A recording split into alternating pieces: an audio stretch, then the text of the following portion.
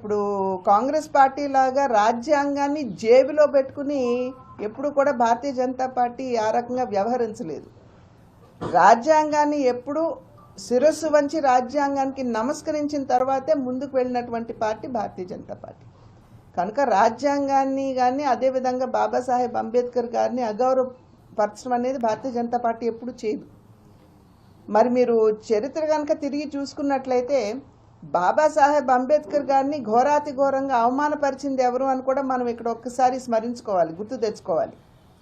బాబాసాహెబ్ అంబేద్కర్ గారిని 2 పర్యాయాలు వారు ఎలక్షన్స్లో కంటెస్ట్ చేసినా కూడా వారికి అపోజిషన్ క్యాండిడేట్ని నిలబెట్టి కావాలని బాబాసాహెబ్ అంబేద్కర్ గారిని ఓడించినటువంటి చరిత్ర కాంగ్రెస్ పార్టీకి ఉన్నది.